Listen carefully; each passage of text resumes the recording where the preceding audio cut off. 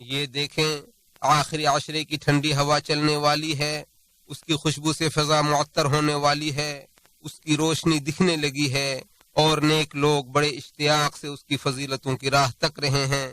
ان راتوں میں بہت سارے پیر کھڑے ہو کر اپنے رب سے سرگوشی کرتے ہیں، اور بہت سے ہاتھ گڑ گڑاتے ہوئے دعا کے لیے اٹھے ہوتے ہیں۔ ماہ رمضان کا آخری عشرہ عبادت کے لیے افضل ترین 10 راتیں ہیں، اور جب آپ ان راتوں کے سلسلے میں نبی صلی اللہ علیہ وسلم کی سنت پر غور و فکر کریں گے تو آپ کو ان کی قدر و قیمت کا اندازہ ہوگا۔ آپ صلی اللہ علیہ وسلم ان راتوں میں اس قدر زیادہ عبادت کرتے تھے جتنا دیگر ایام میں نہیں کرتے تھے۔ عائشہ رضی اللہ عنہا فرماتی ہیں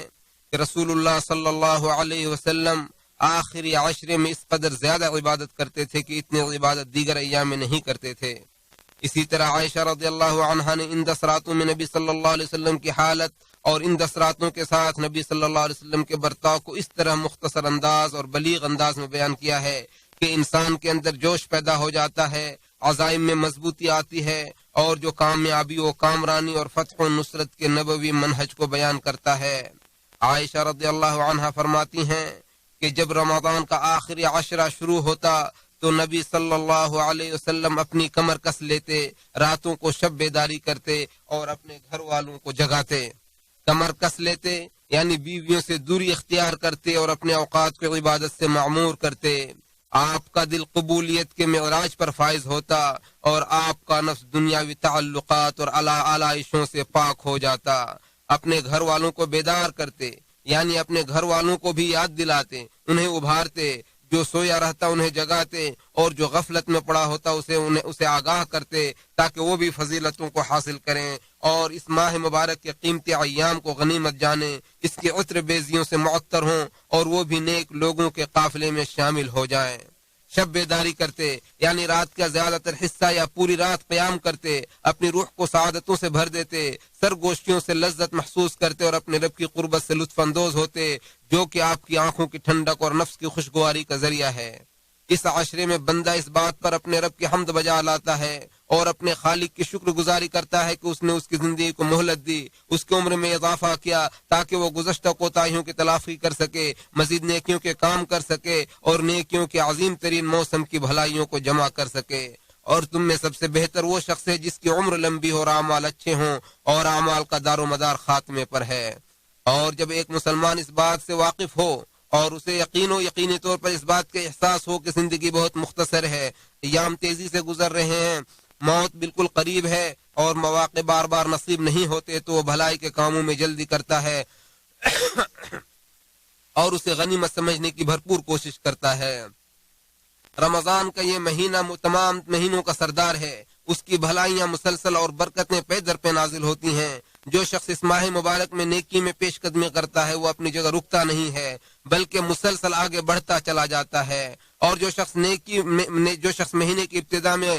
سستی یا غفلت کا شکار رہتا ہے وہ اس عشرے میں تیز قدموں کے ساتھ چلتا ہے تاکہ وہ بھی نیک بختوں کے زمرے میں شامل ہو جائے اور کامیاب ہونے والوں کے ساتھ اپنی سیٹ بھی بک کر لے، اور ایسا کرنے کا موقع دستیاب ہے اور بھرپور امکان موجود ہے۔ اور توفیق انسان وہی ہے جو اپنے جوش کو شعلہ زن کر لے اور اللہ تعالیٰ سے مدد طلب کر کے پرعزم ہو جائے، مساجد کا رخ کرے، نیت کی تجدید کرے اور سستی کا لبادہ اتار پھینکے۔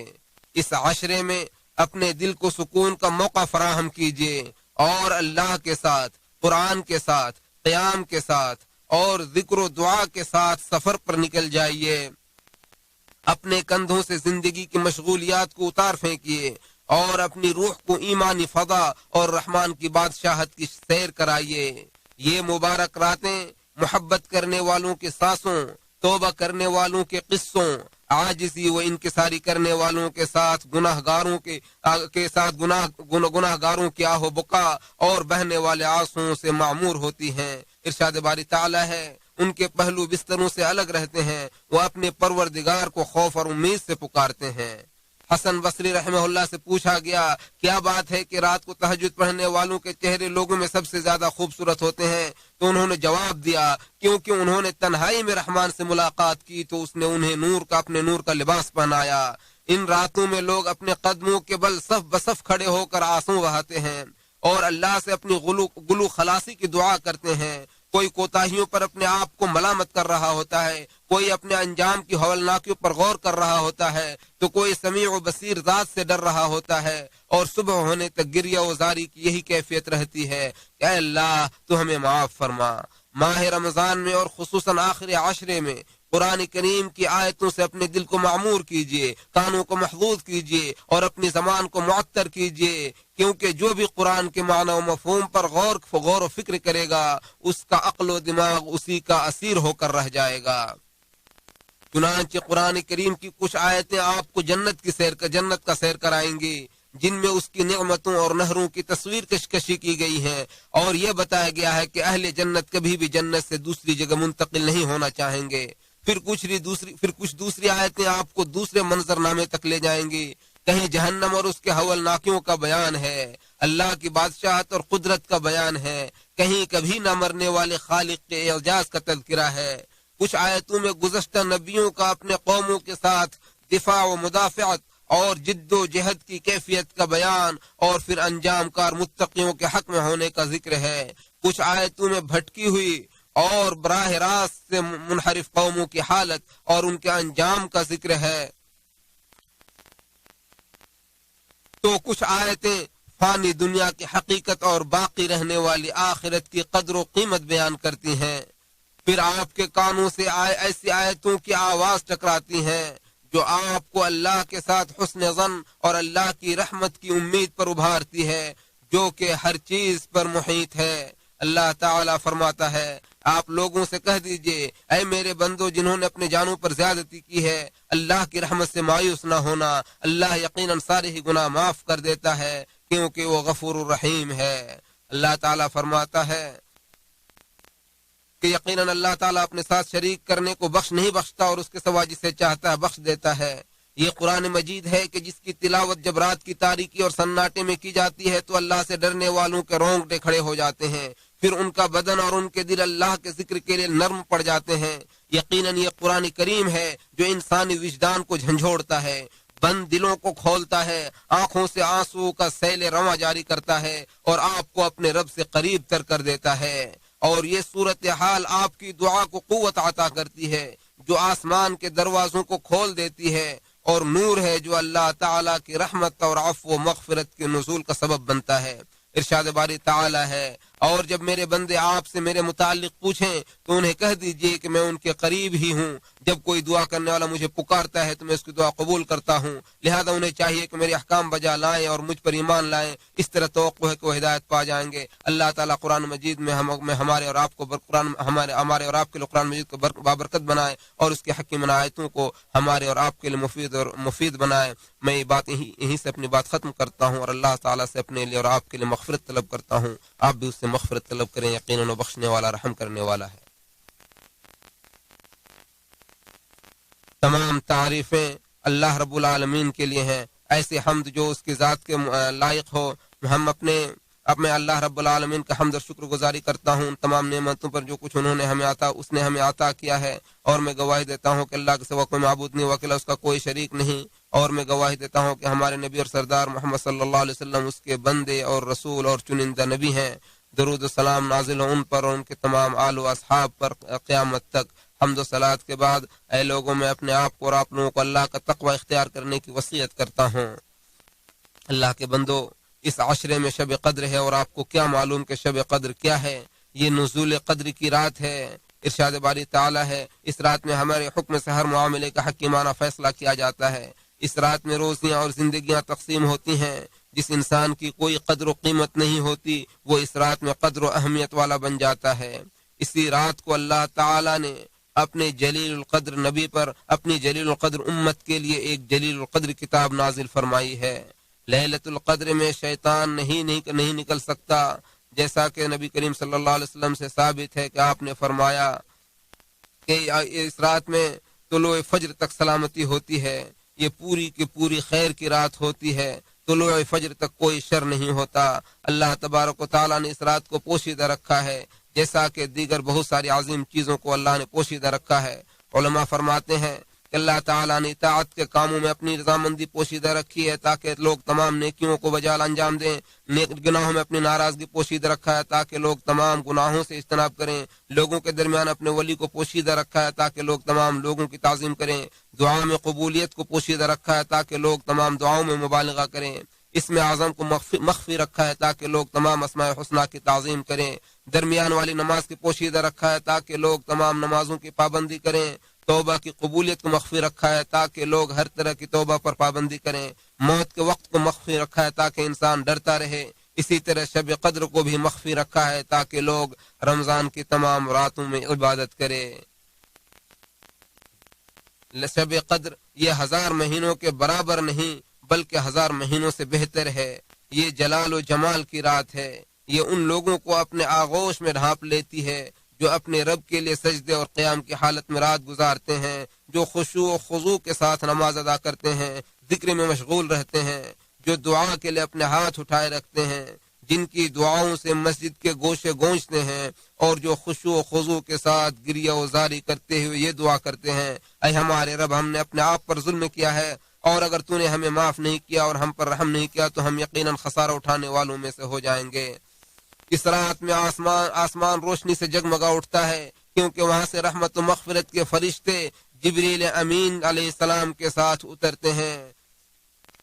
تاکہ وہ سب سلامتی والی ذات کی سلامتی کا مشاہدہ کریں، توبہ کرنے والوں کے کلیجے ٹھنڈے ہوں، گناہ گاروں کے دل سکون محسوس کریں اور ٹوٹے ہوئے دل جڑ جائیں۔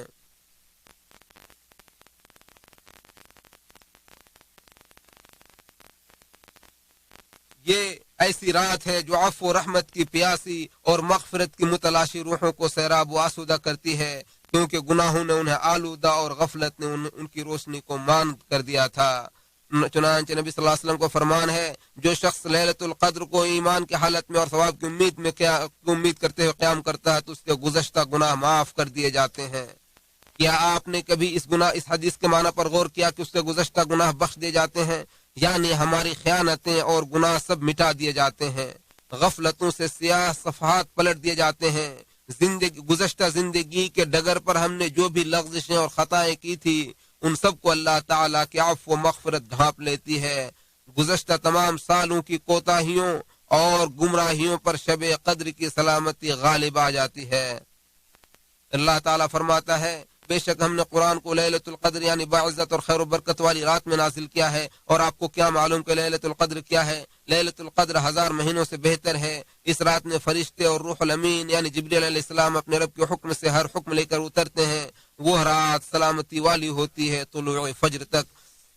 اللہ کے بندو، ہدایت والے رسول نبی صلی اللہ علیہ وسلم پر درود و سلام بھیجے، کیونکہ اللہ تعالیٰ نے بھی ان پر درود و سلام بھیجنے کا حکم دیتے ہوئے فرمایا کہ بے شک اللہ تعالیٰ اور اس کے فرشتے نبی پر درود بھیجتے ہیں، ایمان والو تم بھی ان پر درود و سلام بھیجو۔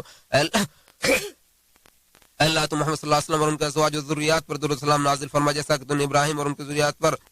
درود و سلام نازل فرما۔ اے اللہ تم محمد صلی اللہ علیہ وسلم اور ان کے ازواج و ذریات پر برکت نازل فرما، جیسا کہ تم نے ابراہیم اور ان کی ذریت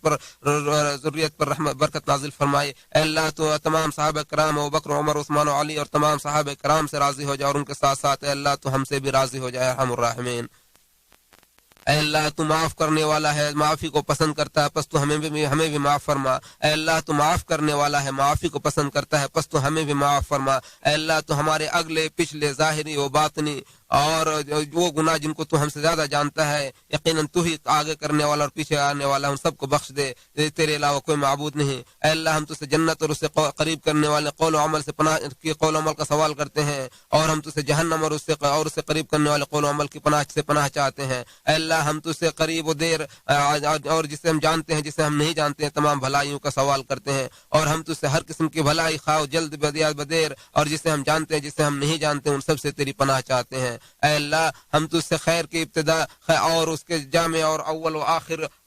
کا سوال کرتے ہیں۔ اے اللہ ہم تجھ سے جنت کے بلند دروازوں کا سوال کرتے ہیں اے رب العالمین۔ اے اللہ ہم تجھ سے نعمتوں کے زوال سے، عافیت کے بدل جانے سے، اچانک کی تیری گرفت سے اور تیری ہر قسم کی ناراضگی سے تیری پناہ چاہتے ہیں اے زندہ و جاوید ذات۔ اے اللہ ہم تیری امید کے ساتھ ہم تجھ سے مدد طلب کرتے ہیں۔ اللہ تو ہمارے نفسوں کی اصلاح فرما، اور ہمیں اپنے پلک جھپکنے کے برابر بھی ہمیں اپنے نفسوں کے حوالے نہ فرما۔ اے اللہ تو اپنے خادم حرمین شریفین کو اپنے ہدایت کی توفیق عطا فرما، اے اللہ تو ان کو اور ان کے ولی عہد کو ہر بھلائی کی توفیق عطا فرما اے ارحم الراحمین۔ اے اللہ ہم نے اپنے نفسوں پر بہت زیادہ ظلم کیا، اور اگر تو معاف نہیں کرے گا اور تو رحم نہیں کرے گا ہم خسارہ اٹھانے والوں میں سے ہو جائیں گے۔ اے اللہ تو ہمیں دنیا میں بھلائی عطا فرما اور آخرت میں بھلائی عطا فرما اور ہمیں جہنم کے عذاب سے محفوظ فرما۔ اے اللہ یقینا اللہ تعالی عدل و احسان اور قرابت داروں کو دینے کا حکم دیتا ہے اور بے حیائی و برائی اور منکر کاموں سے روکتا ہے اور تمہیں نصیحت کرتا ہے تاکہ تم نصیحت حاصل کرو۔ تم اللہ کو یاد کرو، تمہیں یاد کرے گا، اس کی نعمتوں پر شکر ادا کرو، تمہیں مزید عطا کرے گا، اور اللہ کا ذکر بہت بڑا ہے اور اللہ تعالی جانتا ہے جو کچھ تم کرتے ہو۔